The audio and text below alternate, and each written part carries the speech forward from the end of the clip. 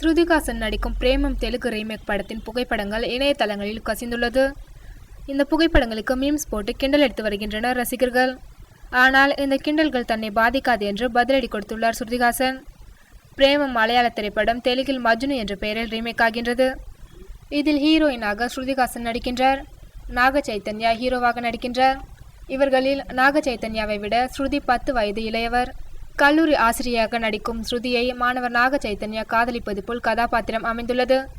Glamour வேடங்களில் நடித்து வரும் ஸ்ருதிஹாசன் ஆசிரியர் வேடத்தில் அடக்க ஒடுக்கமாக நடிக்க வேண்டிய பொறுப்பு இருப்பதால் அந்த வேடம் தனக்கு பொருந்துமா என்பதை அறிய பிரேமம் படத்தை பார்த்தாராம். கதாபாத்திரம் பிடித்திருக்கவே நடிக்க ஒப்புக்கொண்டுள்ளார்.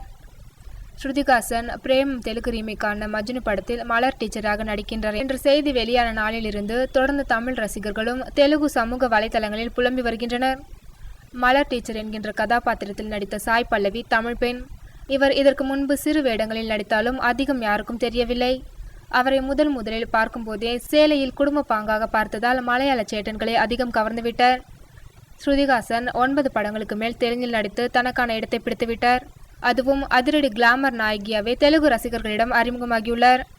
அவரின் நடிப்பில் கடைசியாக வெளிவந்து ஹிட் அடித்த ஸ்ரீமந்துரு படத்திலும் ஹோம்லியான ரோலில் நடித்திருந்தார் ஸ்ருதி.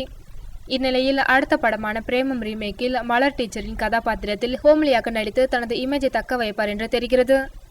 மலர் டீச்சராக ஸ்ருதிஹாசனை பலரும் ஏற்க மறுத்து வருகின்றனர்.